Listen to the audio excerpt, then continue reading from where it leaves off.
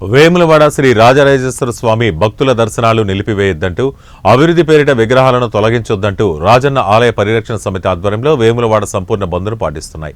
దుకాణాలు, హోటళ్లు, వర్తక వాణిజ్య కేంద్రాలు మూసివేసి నిరసన వ్యక్తం చేస్తున్నారు. ఈ సందర్భంగా నాయకులు మాట్లాడుతూ అభివృద్ధికి తాము ఆటంకం కాదని, అయితే అభివృద్ధి పేరిట ఆలయాన్ని మూసివేస్తే ఊరుకునేది లేదని, అలాగే దేవాలయంలో ఎలాంటి విగ్రహాలను ముట్టుకోవద్దని డిమాండ్ చేస్తూ ఈరోజు బంద్ పాటిస్తున్నట్టు చెప్పారు.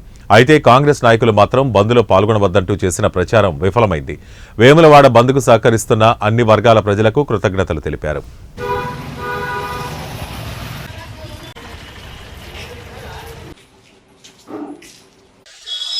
రాజన్న దేవాలయ అభివృద్ధి పేరు మీద దాదాపు 2 సంవత్సరాలు మూసేస్తాని గత నెల దేవాదాయ శాఖ ప్రిన్సిపల్ సెక్రటరీ గారు, కమిషనరు, విప్పు, యువ గారు ప్రకటించారు. మేము ఆ రోజు నుంచి కూడా చెప్తా ఉన్నాం, దేవాలయం మూసి ఏదైతున్నదో కొన్ని వేల కుటుంబాలకు ఉపాధి పోతుంది.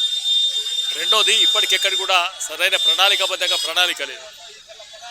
దేవతా విగ్రహాలు ఒక 1000 సంవత్సరాల కింద ఉన్న దేవతా విగ్రహాలను తొలగిస్తామంటే ఏ రకంగా అది సమంజసం తెలియజెప్పాలి.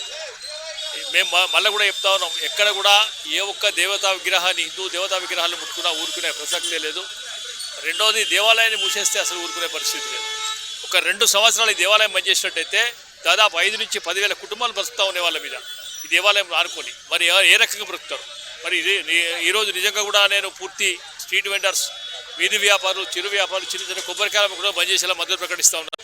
వాళ్ళకి నిజంగానే సాల్యూట్ చేస్తూ ఉన్నాడు. అంటే వాళ్ళ మనోవేదన ఏ రకంగా ఉందో ఒకసారి ప్రభుత్వం గుర్తించాలి.